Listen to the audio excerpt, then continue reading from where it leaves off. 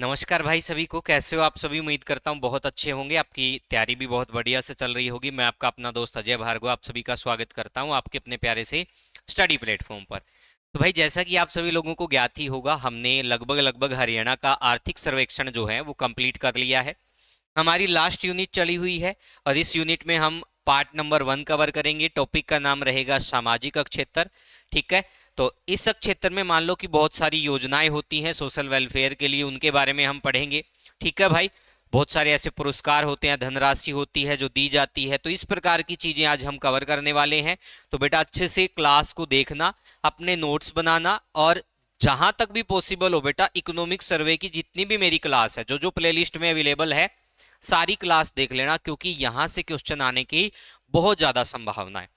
तो चलो अभी ज्यादा समय जाया नहीं करूंगा भाई। जिस भी साथी को हमारी कोई भी क्लास की पीडीएफ चाहिए या किसी भी सब्जेक्ट की पीडीएफ चाहिए, वो हमारे इस नंबर पे व्हाट्सएप पे मैसेज कर सकता है, आपको रिप्लाई दे दिया जाएगा। ठीक है भाई। तो चलो अभी शुरुआत करते हैं। पहला क्वेश्चन आप लोगों के समक्ष ये रहा, ध्यान से देखिएगा। क्वेश्चन में क्या पूछा गया है? अनुसूचित जाति विमुक्त जाति टपरीवास जाति की लड़कियों की शादी हेतु कितनी राशि दी जाती है? How much assistance is provided for the marriage of girls belonging to SC denotified टपरीवास communities? Which one is the correct answer? कौन सा सही उत्तर है? उम्मीद करता हूं आप सभी इसका सही जवाब देंगे। ठीक है भाई। देखो मुख्यमंत्री अंतर जातीय सामाजिक मतलब विवाह सगुन योजना होती है, कुछ और भी बहुत सारी ऐसी योजनाएं होती हैं जो समाज में समरसता लाने के लिए क्या किया जाता भाई, उन योजनाओं को शुरू किया जाता है और उनके तहत कोई प्रोत्साहन राशि दी जाती है। तो ठीक इसी प्रकार की जो अनुसूचित जाति और विमुक्त जाति टपरीवास जाति की लड़कियों की शादी हेतु एक योजना है भाई। ठीक है। और इस योजना में कितनी राशि दी जाती है भाई अनुसूचित जाति विमुक्त या जाति टपरीवास की लड़कियों की शादी हेतु? तो ये दी जाती है बेटा 71,000 रुपये। कितनी दी जाती है? 71,000 रुपये दी जाती है। अब इसमें कुछ और बिंदु भी बन सकते हैं जो एग्जाम में आपसे पूछे जा सकते हैं, तो उन बिंदुओं को भी साथ के साथ कवर करेंगे ताकि हमारा क्वेश्चन गलत ना हो। तो बेटा ध्यान से देखिएगा, यहाँ पे देखिएगा मुख्यमंत्री विवाह सगुन योजना। ठीक है। इस योजना के तहत आपको ये राशि दी जाती है, तो आप लोगों से मतलब क्वेश्चन पूछे जा सकते हैं। तो यहाँ पे और क्या प्रश्न पूछा जा सकता है? आप देखो विभिन्न श्रेणियों में 41,000 से लेकर 71,000 रुपए तक की वित्तीय सहायता इस योजना के तहत दी जाती है। अब किसको कितना मिलेगा, क्या क्या प्रोसीजर रहेगा, वो ध्यान से देखिएगा। समाज के सभी वर्गों की विधवाओं, तलाकशुदा, बेसहारा, अनाथ के पुनर्विवाह पर बशर्ते पहली शादी के अवसर पर इस योजना का लाभ न लिया हो, उनकी लड़कियों की शादी के अवसर पर 51,000 रुपये अनुदान, जिनकी वार्षिक आय 1,80,000 रुपये तक हो सालाना। ठीक है भाई। तो उसको 51,000 रुपये मिलेंगे। अनुसूचित जाति विमुक्त जाति टपरीवास जाति के लोगों की लड़कियों की शादी हेतु 71,000 रुपये का अनुदान, जिनकी वार्षिक आय 1.80 लाख रुपए तक हो, तो उसको 71,000 रुपये मिलेंगे। महिला खिलाड़ी किसी भी वर्ग जिनकी वार्षिक आय 1,80,00,000 रुपए तक हो, उनको समय की शादी हेतु 51,000 रुपये का अनुदान दिया जाएगा। सामान्य वर्ग पिछड़े वर्ग के व्यक्तियों को उनकी लड़कियों की शादी हेतु क्रमशः 41,000 रुपये व 51,000 रुपये अनुदान, जिनकी वार्षिक आय 1,80,000 रुपये तक हो।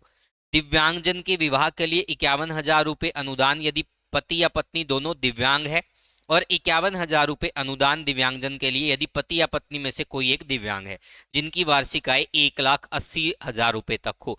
यानी यहाँ पर जो कंडीशन है वो भी दे दी गई, कितनी अमाउंट दी जाएगी, कितना अनुदान दिया जाएगा, वो सब बातें बता दी गई। तो बेटा इसको अच्छे से कवर कर लेना। यहाँ से कोई एक क्वेश्चन नहीं बनता, यहाँ से 4 से 5 क्वेश्चन बनेगा हमारा।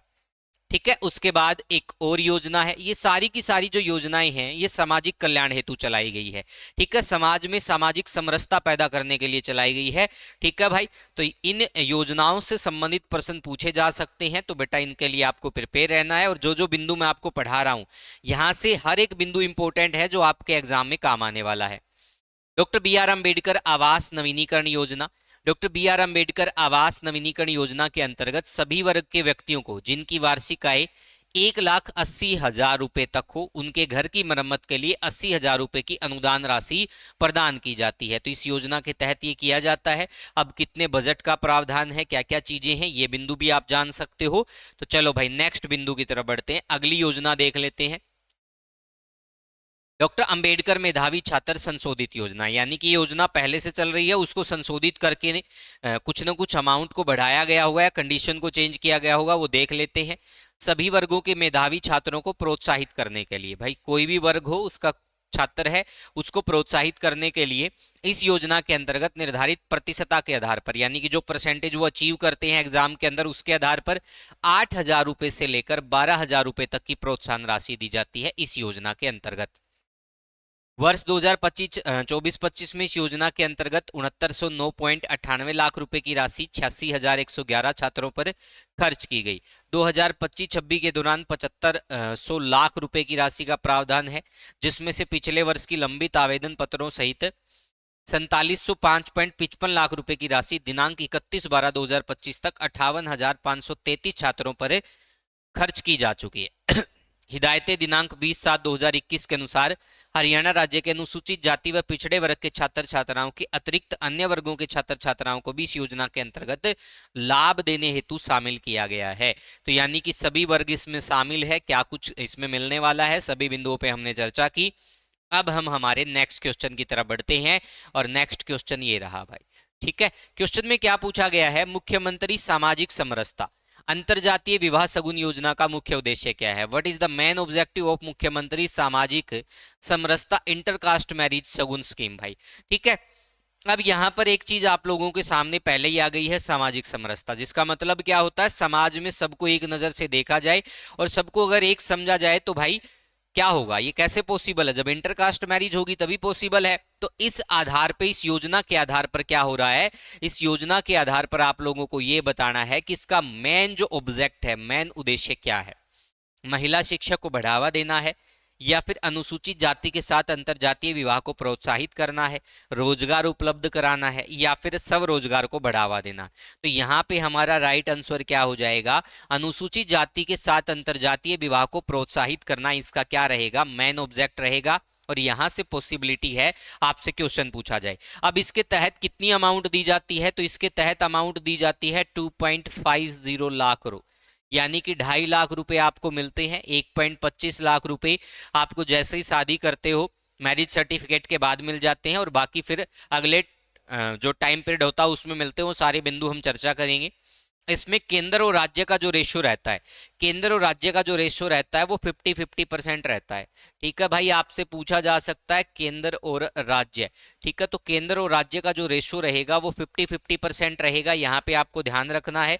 अब आप देख सकते हो मुख्यमंत्री सामाजिक समरसता अंतरजातीय विवाह सगुन योजना, इस योजना के तहत अनुसूचित जाति के साथ अंतरजातीय विवाह को प्रोत्साहित किया जाता है। किसी गैर अनुसूचित जाति के व्यक्ति द्वारा अनुसूचित जाति के साथ विवाह करने पर उसको प्रोत्साहन के रूप में 2.5 लाख रुपए, यानी कि 2.50 लाख रुपीज क्या मिलती है, राशि दी जाती है, जिसमें से 1.25 लाख रुपए तुरंत प्रयोग हेतु बैंक खाते में जमा करवाए जाते हैं। शेष राशि 1.25 लाख रुपए स्वादी बैंक के खाते में 3 साल की लॉक इन अवधि, जिसमें समय से पूर्व राशि निकलवाने की अनुमति नहीं है, के लिए जमा किया जाता है। इस योजना के तहत वर्ष 2024-25 के दौरान 2350 विवाहित जोड़ों पर 5871 लाख रुपए की राशि खर्च की जा चुकी है। तो ये सारे बिंदु आपको ध्यान में रखने हैं, यहां से कोई भी क्वेश्चन आपके एग्जाम में पूछा जा सकता है। नेक्स्ट आप देख सकते हो अनुसूचित जाति के छात्रों हेतु पोस्ट मैट्रिक छात्रवृत्ति योजना भाई, ये भी आपको अच्छे से देख लेना है। इसमें क्या रहेगा, इसमें सेंटर का और जो राज्य का शेयर रहेगा वो 60:40 रहेगा भाई, ये आप लोगों को अच्छे से देख लेना है। अब इसमें क्या होता है, जो पोस्ट मैट्रिक कक्षाओं में अध्ययन करने वाले अनुसूचित जाति के जो छात्र हैं उनको छात्रवृत्ति प्रदान की जाती है। 2500 रुपए से लेकर 13,500 रुपए प्रति वर्ष शैक्षणिक भत्ता दिया जाता है। इसके अलावा विद्यार्थियों को अनिवार्य गैर वापसी योग्य शुल्क की प्रतिपूर्ति की जाती है, बेशर्त कि उनके परिवार की वार्षिक आय 2.5 लाख रुपए से अधिक न हो। सरकार की हिदायतें अनुसार राज्य सरकार के हिस्से के स्थानांतरण उपरांत केंद्रीय हिस्सा भारत सरकार द्वारा छात्रों के बैंक खाते में सीधे तौर पर स्थानांतरित की जाती है। तो ये सारे बिंदु आपको ध्यान में रखने हैं बेटा, जिसमें कितना केंद्र का राज्य का शेयर रहता है, किसको दी जाती है, कितने से कितनी अमाउंट दी जाती है, हर एक चीज को हमने कवर किया। उसके बाद हम पिछड़ा वर्ग यानी ओबीसी वर्ग के जो छात्र होते हैं उनके लिए पोस्ट मैट्रिक छात्रवृत्ति योजना है। इसमें भी क्या रहेगा, इसमें भी सेंटर का और स्टेट का जो शेयर रहेगा वो 60:40 रहेगा भाई। ठीक है, तो इसमें अब क्या हो जाएगा, पीछे वाली जो हमारी थी, ठीक है, स्टेटमेंट इसमें अनुसूचित जाति के छात्रों के लिए था, अब इसमें यही चीज स्टेटमेंट पिछड़े वर्ग के छात्रों के लिए हो जाएगी भाई। इसमें क्या होता है, 5,000 रुपए से लेकर क्या हो जाएगा 20,000 रुपए तक शैक्षणिक भत्ते के साथ ट्यूशन फीस प्रदान की जाती है। ठीक है भाई। तो इसमें क्या क्या खर्च आ चुका है, क्या चीजें रही हैं, वो सारे बिंदु आप लोगों के समक्ष हैं, आप इसको अच्छे से देख लेना। नेक्स्ट क्वेश्चन भाई। अब ये ऐसे प्रश्न आगे बेटा जो शायद ही आपको किसी किताब के अंदर भी देखने को मिले, तो बेटा जहां तक भी पॉसिबिलिटी हो, जो ये मैंने 10 से 12 क्लास आपकी इकोनॉमिक सर्वे की ली है, हरियाणा आर्थिक सर्वेक्षण 2025-26, इनको अच्छे से कवर कर लेना, क्योंकि इनमें ऐसे गजब के प्रश्न निकल के आए हैं बेटा जो आपने शायद ही कभी पढ़े हो। तो अगर आपको कुछ अलग पढ़ना, बेहतर पढ़ना है, कंपेटेटिव एग्जाम की दृष्टि से पढ़ना है, तो बेटा इकोनॉमिक सर्वे आपके लिए रामबाण रहने वाला है इन एग्जाम के अंदर, तो इसको अच्छे से कवर कर लेना। अभी क्वेश्चन क्या पूछा है, हरियाणा अनुसूचित जाति वित्त एवं विकास निगम लिमिटेड HSCFDC का पंजीकरण कब हुआ? When was the Haryana schedule caste finance development corporation limited registered? 2 जनवरी 1971 को, 1 नवंबर 1966 को, 4 सितंबर 2012 को, या फिर 26 जनवरी 1970 को? बहुत ही डिफिकल्ट टास्क रहने वाला है, क्योंकि ये क्वेश्चन आपने शायद ही पहले कभी पढ़ा हो। ठीक है भाई, तो इस प्रकार के क्वेश्चन के लिए आप हमें फॉलो कर सकते हैं, क्योंकि इन्हीं क्वेश्चनों का जवाब हमारे पास अवेलेबल होता है भाई। ठीक है, और ऐसे ऐसे क्वेश्चन एग्जाम में जरूर देखने को मिलते हैं। तो राइट आंसर क्या हो जाएगा बेटा? 2 जनवरी 1971 क्या हो जाएगा? इसका राइट आंसर हो जाएगा। तो आप इसको अच्छे से कवर कर लेना। आप ध्यान से देखिएगा, इसकी पूरी डिटेल, पूरा ब्यौरा मैं आप लोगों के समक्ष रख रहा हूं। हरियाणा अनुसूचित जाति वित्त एवं विकास निगम लिमिटेड 2/1/2071 को 1971 को कंपनी अधिनियम 1956 के तहत पंजीकृत एक कंपनी है। तो ये आप देख सकते हो भाई, हरियाणा अनुसूचित जाति वित्त एवं विकास निगम लिमिटेड 2/1/1971 को कंपनी अधिनियम 1956 के तहत पंजीकृत एक कंपनी है। यह पूर्णतः सरकारी स्वामित्व वाला निगम है, जिसमें राज्य सरकार की 51% हिस्सेदारी है और 49% जो हिस्सेदारी है वो भारत सरकार की रहने वाली है। ठीक है भाई, तो ये दोनों बिंदु आपसे पूछे जा सकते हैं। हरियाणा अनुसूचित जाति वित्त एवं विकास निगम लिमिटेड को मूलतः 2/1/1971 को 2 करोड़ रुपए की अधिकृत शेयर पूंजी के साथ निगमित किया गया था, जिसे बाद में 4/9/2012 को बढ़ाकर 80 करोड़ रुपए कर दिया गया। तो इसको आप अच्छे से कर लेना भाई, बहुत ही अच्छा प्रश्न था एग्जाम की दृष्टि से।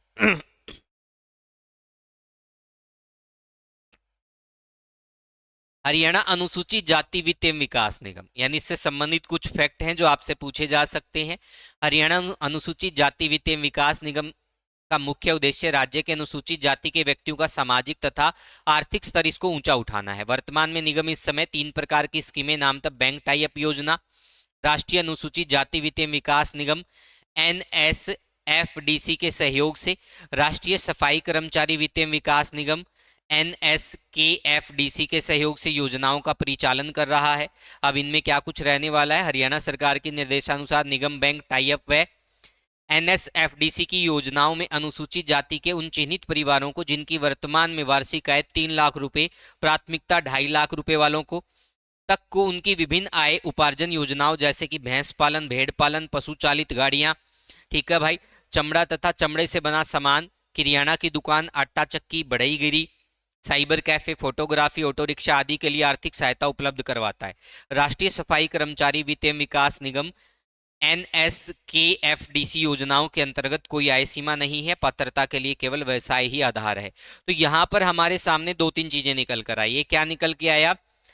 सफाई कर्मचारी वित्त एवं विकास निगम, तो ये भी मैं आप लोगों को कराऊंगा। यही सेंटर लेवल का भी निकल के आ, सब चीजें आपको करवाई जाएगी, क्योंकि जो क्वेश्चन पूछा गया है संभावना है उनकी एस्टेब्लिशमेंट डेट आपसे पूछ ली जाए। नेक्स्ट देखिएगा, बैंक टाई अप योजना के तहत अधिकतम कितनी कुल लागत वाली योजनाओं के लिए आर्थिक सहायता उपलब्ध करवाई जाती है? Under the bank tie up scheme financial assistant is provided for scheme with A maximum project cost of 1 lakh, 1.5 lakh, 2 lakh या फिर 5 लाख। विच one is the correct answer? कौन सा सही है? उम्मीद करता हूं सभी बच्चा जवाब देगा भाई। सारे के सारे कमेंट कर दो भाई एक बार, ठीक है, फटाफट से कमेंट कर दो क्या कुछ उत्तर रहने वाला है, और जैसे ही आपका उत्तर आएगा फिर हम आगे बढ़ेंगे भाई। तो इसका राइट आंसर क्या रहेगा बेटा? इसका राइट आंसर रहेगा 1.5 लाख भाई, ठीक है, यानी कि 1,50,000 रुपए। अब ध्यान से देखिएगा, हरियाणा अनुसूचित जाति एवं विकास निगम बैंकों के सहयोग से कौन सी योजना चलाई जा रही है? बैंक टाई अप योजना।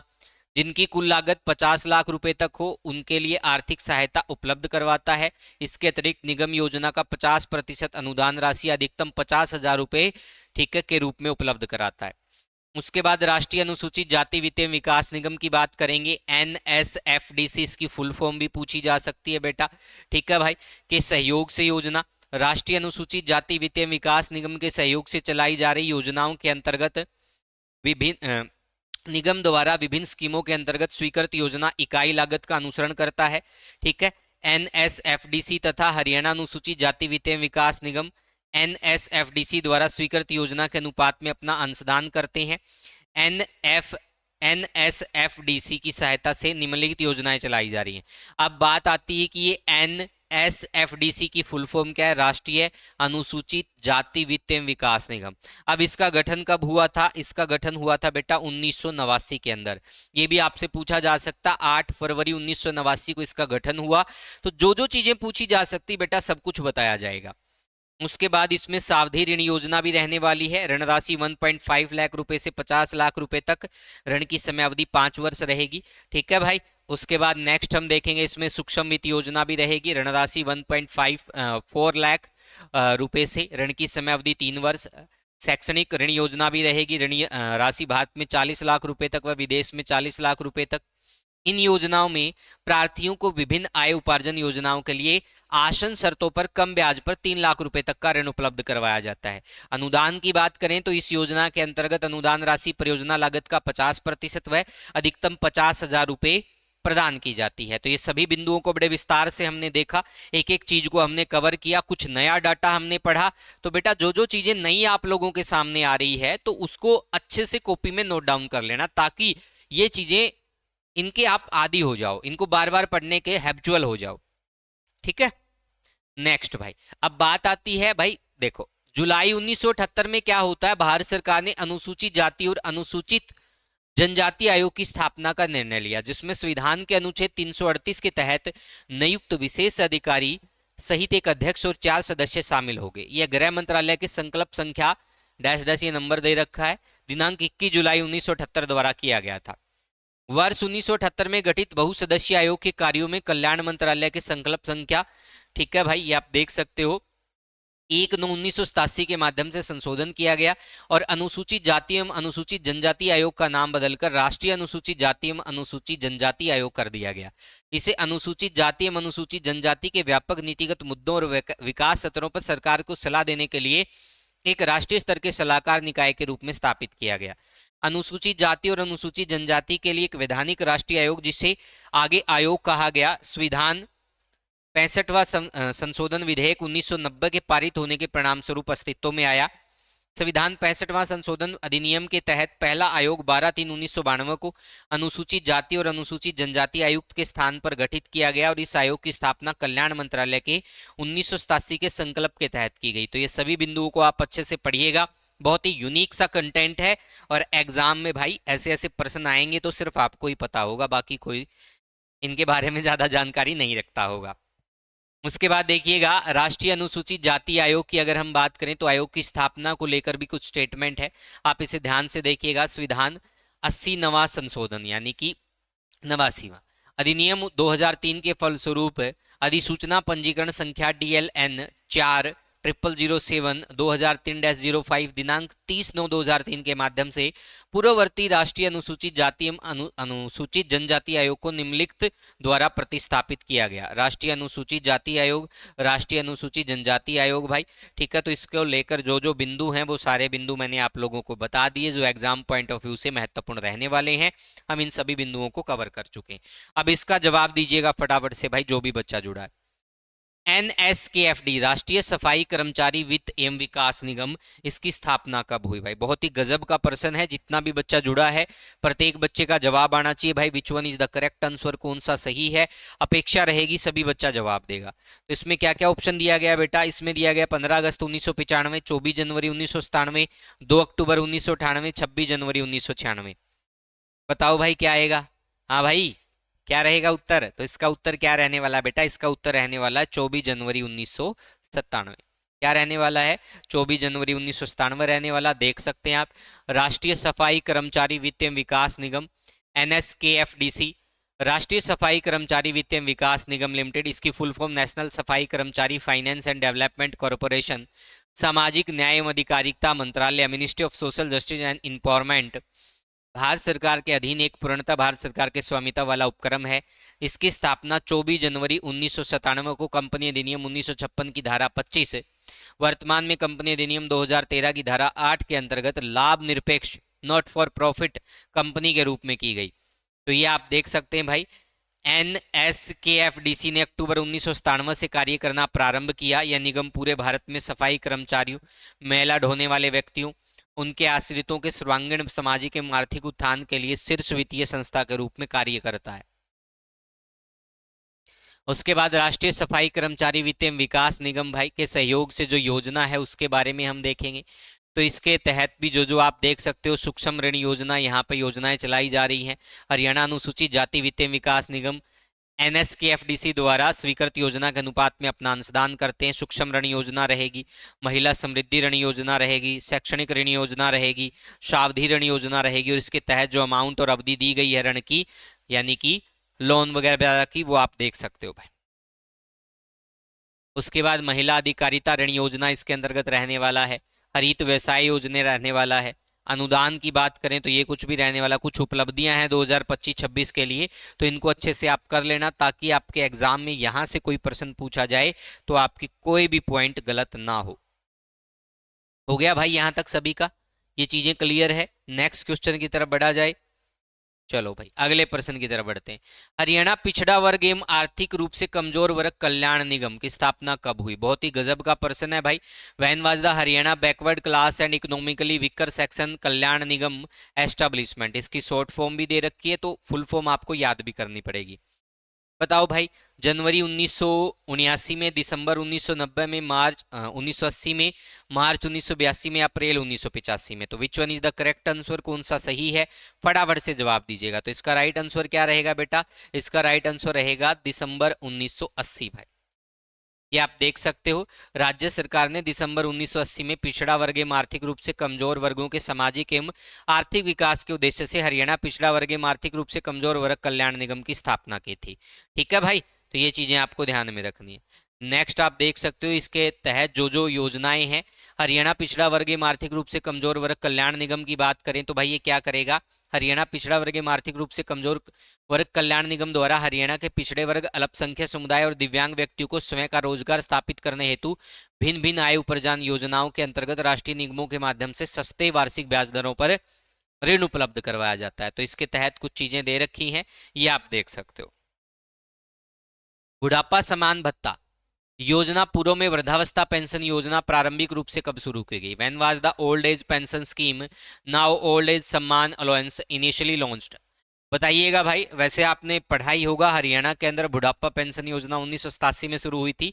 तो बेटा वो एक मतलब ये हम कह सकते हैं वो 100 रुपये अमाउंट की गई थी। इस पॉलिसी को अडॉप्ट पहले ही कर लिया गया था। तो इसका राइट आंसर क्या हो जाएगा? 1964 हो जाएगा। क्या हो जाएगा बेटा? 1964 हो जाएगा। अब ध्यान से देख लीजिएगा, बुढ़ापा सम्मान भत्ता योजना ऐसे वृद्ध व्यक्ति जो अपने साधनों से जीवन यापन करने में असमर्थ हो और वित्तीय सहायता की आवश्यकता हो को सामाजिक संरक्षण प्रदान करने के उद्देश्य से प्रारंभिक स्तर पर संयुक्त पंजाब के समय दिनांक 1/4/1964 से वृद्धावस्था पेंशन योजना शुरू की गई।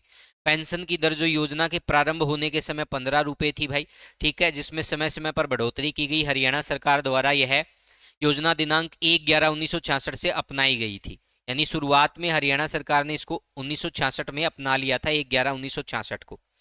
फिर वर्ष 1987 में वृद्धावस्था पेंशन का उदारीकरण किया गया, और जिसके लिए चौधरी देवीलाल जी को जाना जाता है, आपको पता ही होगा भाई।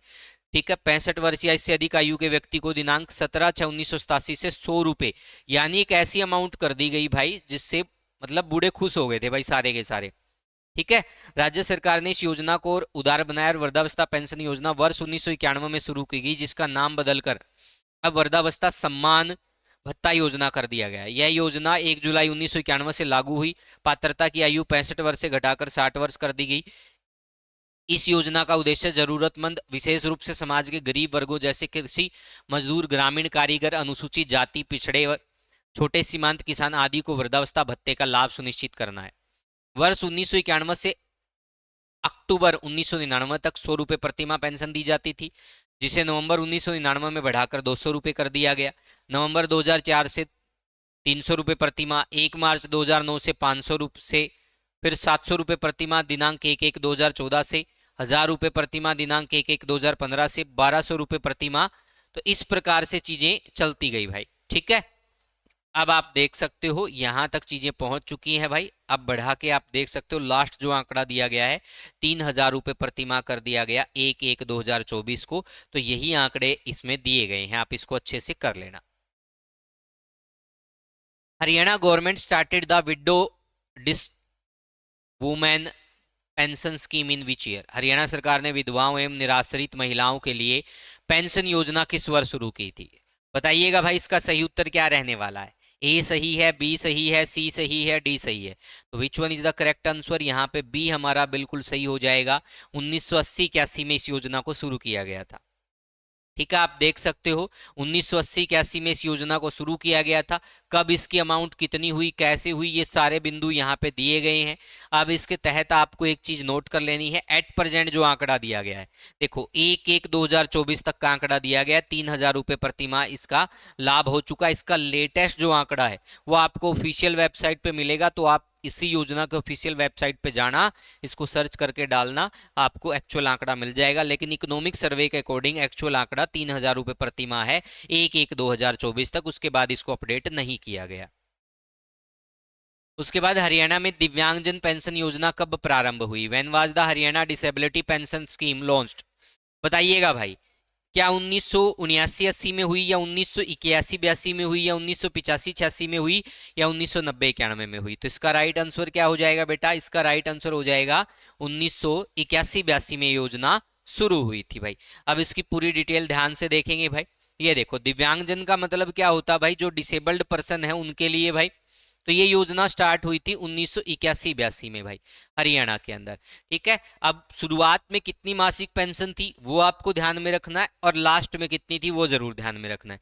तो इसमें भी आंकड़ा वही दे रखा, ₹3000 प्रति माह 1/1/2024 तक। इसके बाद इसको अपडेट नहीं किया है। लेटेस्ट आंकड़ा आप अपने स्तर पर ऑफिशियल वेबसाइट से सर्च कीजिएगा, क्योंकि आज मैं पढ़ा रहा हूं, क्या पता कल परसों अगले 10 दिन में 15 दिन में क्या स्टेटमेंट हो जाए, ये चीजें चेंज हो जाए। तो लेटेस्ट आंकड़ा आपको याद रखना। अब ये विभिन्न योजनाओं के तहत लाभार्थियों एवं व्यय की वर्षवार स्थिति दे रखी भाई, कैसे क्या क्या लाभ ले रहे हैं योजनाओं का, कितनी संख्या है, कितना खर्चा होता है। तो ये चीजें आपको ध्यान में रख लेनी है बेटा। ठीक है,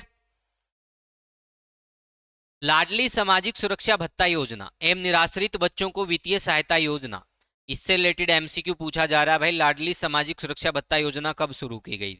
when was the Ladli social security allowance scheme launched? बताइएगा भाई, 1/1/2005, 1/1/2006, 1/4/2007, या फिर 1/1/2014? तो इसका राइट आंसर क्या रहेगा भाई? तो इसका राइट आंसर रहेगा 1/1/2006। क्या रहेगा बेटा राइट आंसर? 1/1/2006 रहेगा। आप देख सकते हो यह योजना 1 जनवरी 2006 से शुरू की गई।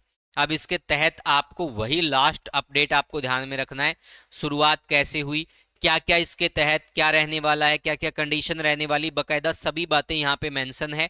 उसके बाद आप यहाँ पे देख सकते हो 1/1/2024 तक का आंकड़ा दे रखा है ₹3000 प्रति माह, इसका भी भाई। ठीक है, तो ये आपको ध्यान में रखना। निराश्रित बच्चों को वित्तीय सहायता योजना कब शुरू की गई थी? तो ये योजना कब शुरू की गई थी बेटा? 1/1/2006, 1/3/2009, या फिर 1/1/2010, या फिर 1/4/2011? मेरे हिसाब से तो इसका बी आना चाहिए भाई, बाकी देख लेते हैं। जी हाँ, बी ही आएगा। तो राइट आंसर क्या हो जाएगा? बी हो जाएगा भाई। ठीक है, क्या हो जाएगा बेटा? बी हो जाएगा। अब ध्यान से देखिएगा, यह एक राज्य योजना, यानी कि योजना राज्य के द्वारा चलाएगी, जिसके अंतर्गत 21 वर्ष तक की आयु के उन बच्चों के माता पिता को वित्तीय सहायता प्रदान की जाती है जो विभिन्न कारणों से योजना के अंतर्गत लाभ से वंचित हैं, जिसकी शुरुआत 1/3/2009 से हुई भाई।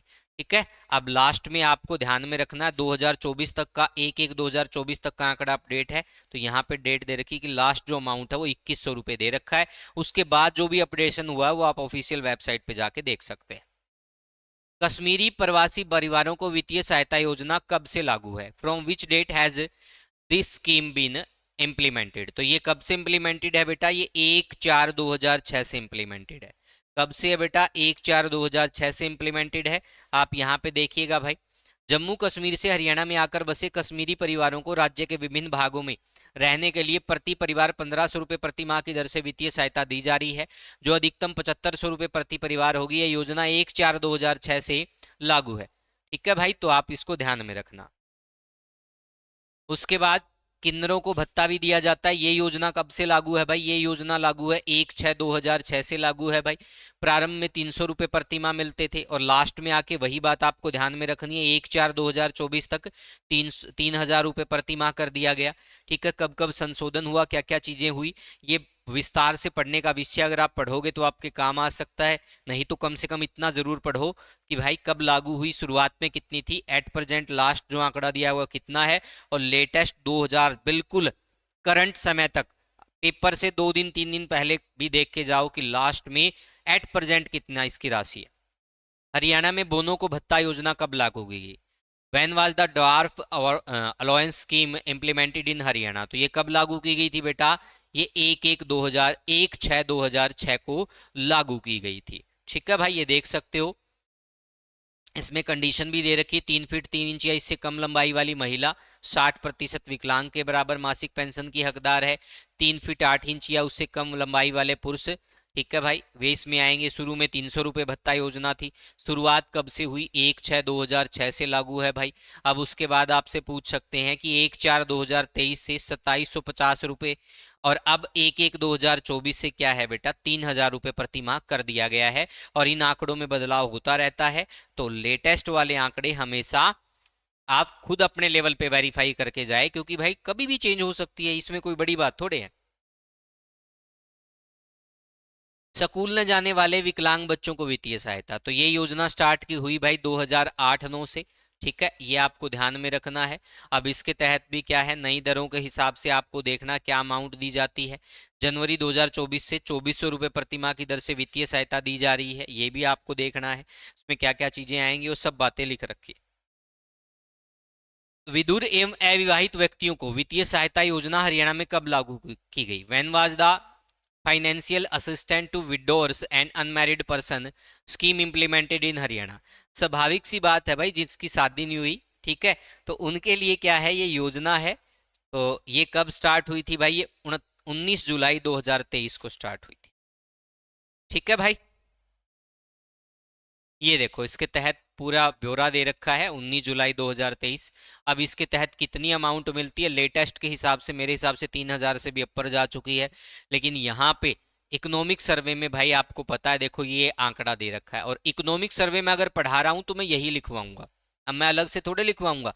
लेटेस्ट जो भी इसकी अमाउंट है, इस योजना के तहत जो राशि दी जाती है, वो आप पेपर से जब भी इस क्लास को 5 7 10 दिन पहले पढ़ो तो वेरीफाई करके जाओ। ठीक है, चरण 3 और चरण 4 के जो थर्ड स्टेज है और फोर्थ स्टेज के जो कैंसर के रोगी हैं, उनको भी वित्तीय सहायता दी जाती है, और वो वित्तीय सहायता, ठीक है भाई, तो इसके तहत आपको देखना है। ये योजना 8/12/2023 से लागू है भाई, और इसके तहत भी अमाउंट आपको दे रखी है, 3,000 रुपये प्रति माह निर्धारित की गई है। तो ये सारे बिंदु आपको अच्छे से देख लेने हैं भाई। ठीक है,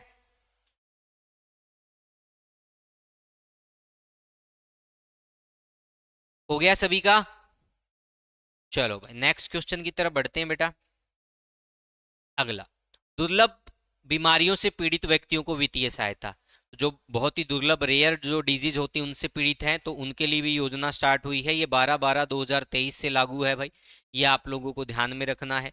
और इसमें 3,000 रुपये प्रति माह भत्ता दिया गया था भाई। ठीक है, शुरुआत में। राष्ट्रीय परिवार लाभ योजना भाई, इसमें क्या बता रखा है, इसमें कुछ कंडीशन भी है। देखो ये एक केंद्र प्रायोजित योजना है, पहली बात तो ये आपको ध्यान में रखना है। इस योजना के तहत अगर किसी मुख्य कमाने वाले पुरुष या महिला की मृत्यु 18 से 59 वर्ष की आयु में होती है, यानी 18 वर्ष से अधिक और 60 वर्ष से कम आयु के व्यक्ति की मृत्यु हो जाती, तो उसे 20,000 रुपये की एक मुश्त राशि मुआवजे के रूप में दी जाती है। ठीक है भाई, तो ये सारे बिंदु आपको देख लेने हैं, बड़े इंपॉर्टेंट फैक्ट है सारे के सारे।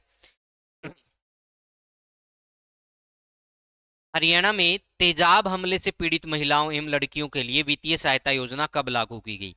When was the financial assistance scheme for acid attack victim women and girl implemented in Haryana? 26 फरवरी 2019 को, 1 जनवरी 2020 को, 8 मार्च 2018 को, या 15 अगस्त 2019 को? बताओ भाई क्या आएगा इसका उत्तर। जितना बच्चा जुड़ा हुआ है प्रत्येक बच्चा फटाफट से जवाब दो भाई।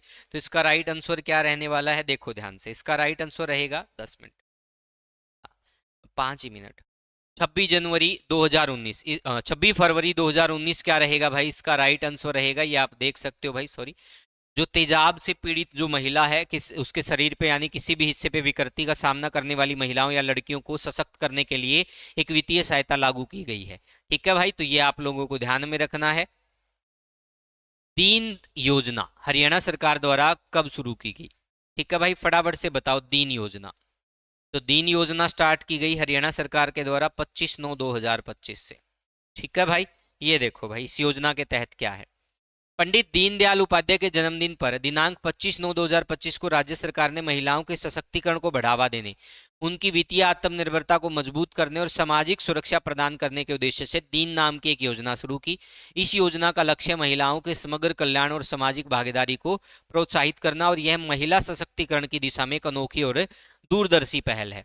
इस योजना के तहत हर योग्य महिला को प्रतिमाह 2100 रुपए की वित्तीय सहायता दी जाती है। योजना के पहले महीने में पूरी राशि 2100 रुपए सीधे लाभार्थी के बचत खाते में स्थानांतरित की जाती है। तो ये सारे बिंदु आपको देख लेने हैं, ये इस योजना के तहत रहने वाला है। Next, from which date does Haryana provide annual award money to gallantry award winners who received award before this date? Haryana सरकार 5/10/2007 से पूर्व के वीरता पुरस्कार विजेताओं को किस तिथि से प्रतिवर्ष पुरस्कार राशि प्रदान कर रही है? तो ये प्रदान कर रही है बेटा 5/10/2007 से, 5/10/2007 से। अब आप देख सकते हो ये बकायदा आप लोगों के सामने है। रक्षा जो कर्मियों का कल्याण की अगर हम बात करें, सोशल वेलफेयर, ठीक है भाई, जो हमारे रक्षा कर्मी हैं उनके लिए एक गर्व का विषय है। देश में हर 10वां सैनिक हरियाणा राज्य से है। राज्य सरकार देश के सैनिकों, भूतपूर्व सैनिकों द्वारा की गई देश सेवा और उनके परिवारों द्वारा किए गए सर्वोत्तम बलिदान को मान्यता देते हुए उनके कल्याण के लिए वचनबद्ध है। राज्य सरकार द्वारा शौर्य पुरस्कार विजेताओं को एक मुफ्त नगद पुरस्कार राशि उपलब्ध कराई जा रही है। शौर्य पुरस्कार विजेताओं को जो नगद राशि युद्ध के दौरान और शांति के समय उपलब्ध कराई जा रही है, उसे नीचे तालिका में दिया गया, वो मैं आपको पढ़ाऊंगा। राज्य सरकार दिनांक 5/10/2007 से पूर्व के वीरता पुरस्कार विजेताओं को भी प्रतिवर्ष वीरता पुरस्कार राशि उपलब्ध कराती है। ठीक है भाई, अब क्या एक मुफ्त राशि मिलती है? यहां से बहुत बार एग्जाम में प्रश्न आता है बेटा। जो ये स्लाइड मैं आपको दिखा रहा हूं ना, ये नोट कर लो, ये सबसे इंपॉर्टेंट है।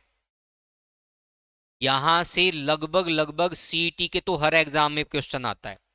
देखो भाई, यहां पे क्या लिखा? वीरता पुरस्कार विजेताओं को प्राप्त होने वाली एक मुफ्त नगद पुरस्कार राशि, अमाउंट दे रखी है। चक्कर का नाम है, वीरता पुरस्कार का नाम है। सबसे पहले परमवीर चक्कर विजेता को 2 करोड़ रुपए, महावीर चक्कर विजेता को 1 करोड़ रुपए, वीर चक्कर विजेता को 50 लाख रुपए, सेना नौसेना वायुसेना पदक वीरता के लिए 21 लाख रुपए, मेंशन इन डिस्पैच वीरता के लिए 10 लाख रुपए। शांति के समय वीरता पुरस्कार की बात करें तो अशोक चक्कर विजेता को 1 करोड़, कीर्ति चक्कर विजेता को 51 लाख। ये प्रश्न बहुत ज्यादा बार एग्जाम में आया है। शौर्य चक्कर विजेता को 31 लाख, सेना नौसेना वायुसेना पदक वीरता को 10 लाख और मेंशन इन डिस्पैच वीरता को 7,50,000 रुपए। तो ये अमाउंट दी जाती है बेटा, इसको अच्छे से कर लेना। ये एक मुफ्त राशि नगद पुरस्कार की बात हो रही है जो आपसे एग्जाम में पूछा जा सकता है। नोट कर लेना, यहां से प्रश्न आएगा ही आएगा, 101% चांस है यहां से क्वेश्चन आए। उसके बाद वार्षिक पुरस्कार राशि की बात करें तो यहाँ पे वार्षिक पुरस्कार राशि दे रखी है। परमवीर चक्कर विजेता को 3 लाख, अशोक चक्कर विजेता को 2.5 लाख, महावीर चक्कर विजेता को 2.25 लाख, कृति चक्कर को 1,75,000, वीर चक्कर को 1,25,000, शौर्य चक्कर को 1 लाख, सेना नौसेना वायुसेना पदक वीरता के लिए 50,000, मेंशन इन डिस्पैच वीरता की बात करें तो 30,000। फिर तालिका 8.6 युद्ध सेवा मेडल विजेताओं को पुरस्कार 19/2/2014 को या उसके बाद। तो इसमें क्या रहेगा आप देख सकते हो, सर्वोत्तम युद्ध सेवा मेडल को 4600 रुपये राशि वार्षिक रहेगी, उत्तम युद्ध सेवा मेडल में 4200, युद्ध सेवा मेडल में 3800। उसके बाद रक्षा बल कर्मियों को वित्तीय सहायता दी जाती है भाई, ये आपको ध्यान में रखना है। ठीक है, तो इसके तहत जो जो बिंदु दिए गए हैं इनको अच्छे से पढ़ लो बेटा। यहाँ से चांसेस बन सकते हैं एग्जाम में आने के। ठीक है भाई, प्रॉपर स्टेटमेंट दी गई है किसको क्या दिया जा रहा है, इसको एक एक चीज को आप लोगों को पढ़ना है, कवर कर लेना है। उसके बाद तालिका 8.8 में भाई, रक्षा बल कर्मियों के युद्ध सेवा पदक और विशिष्ट सेवा पदक विजेताओं को प्रदान की जाने वाली एक मुश्त नगद पुरस्कार राशि क्या रहेगी। सर्वोत्तम युद्ध सेवा पदक के लिए रहेगा 7 लाख, उत्तम युद्ध सेवा पदक के लिए 4 लाख, युद्ध सेवा पदक के लिए 2 लाख, परम विशिष्ट सेवा पदक के लिए 6,50,000, अति विशिष्ट सेवा पदक के लिए 3,25,000 और विशिष्ट सेवा पदक के लिए 1,25,000। तो ये सारे बिंदु आप देख सकते हो भाई। देखो इसमें क्या दे रखा है, राज्य सरकार रक्षा बल कर्मियों को प्रोत्साहन स्वरूप सेना पदक उनके विशिष्ट सेवा कार्य के प्रति समर्पण के लिए प्रदान करती है। इसको अगली तालिका में दर्शाया गया है। राज्य सरकार द्वारा आजादी से पूर्व वीरता पुरस्कार विजेताओं और उनकी विधवाओं को दिनांक 19/2/2014 से मौद्रिक अनुदान पेंशन दी जाती है। तो ये कुछ और तालिकाएं हैं, आप इनको भी देख लो भाई।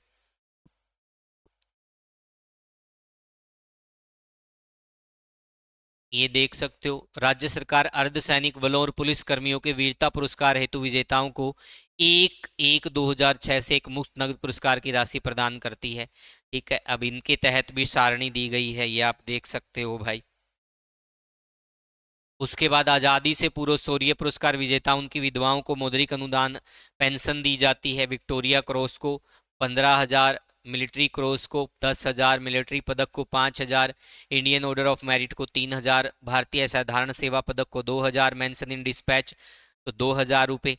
उसके बाद अर्ध सैनिक बलों और पुलिस कर्मियों के वीरता पुरस्कार विजेताओं को एक मुश्त नगद पुरस्कार राशि दी जाती है। अशोक चक्र वाले को 17 लाख, कीर्ति चक्र वाले को 10 लाख, वीरता चक्र को 7 लाख, सेना पदक को 3.5 लाख और पुलिस पदक को 1.5 लाख। तो ये अमाउंट रहेगी भाई। ठीक है, उसके बाद भाई ये अनुग्रह अनुदान राशि नीति निर्देशों के तहत उन सभी युद्ध में घायल मामलों में जैसे कि रक्षा अधिकारियों द्वारा घोषित किया गया, चाहे ऑपरेशन कहीं भी हो अथवा ऑपरेशन का क्षेत्र भारत सरकार द्वारा निर्दिष्ट किया गया हो, जो कि 24/3/2016 को अथवा उसके बाद हुआ हो। तो ये सारे बिंदु आपको ध्यान में रखने हैं, क्या क्या चीजें पॉसिबल है, कैसे कैसे है, हर एक बिंदु को मैंने कवर कराया। और ये थी भाई अपनी क्लास भाई, जिसमें मैंने आप लोगों को सारी चीजें बताई। उसके बाद झज्जर जिले के मातनहेल गांव में सैनिक खोलने का मामला प्रक्रियाधीन है। रक्षा मंत्रालय के दिशा निर्देशों को अपनाया गया। इस विभाग के सभी अधिकारियों की सेवानिवृत्ति की आयु 58 वर्ष से बढ़ाकर 60 वर्ष कर दी गई। सैनिक विश्राम गृहों में ठहरने की सुविधा सेवानिवृत्त केंद्रीय सशस्त्र पुलिस बल कर्मियों को प्रदान की जाती है। सैनिक एवं अर्धसैनिक कल्याण विभाग हरियाणा के लिए वित्त विभाग हरियाणा द्वारा 2025-26 के लिए 14,048.12 करोड़ रुपए का प्रावधान किया गया है। तो ये था इति सिद्धम। ये अपनी यूनिट थी, यूनिट नंबर 8, और यूनिट 8 का पार्ट 1 कंप्लीट। अब हमारी यूनिट 8 का लास्ट पार्ट बन गया भाई, पार्ट 1 हो गया, यानी कि पार्ट 2 कमिंग सून है। 1 तारीख से पहले मैं करवा दूंगा पार्ट 2। ये मान के चलो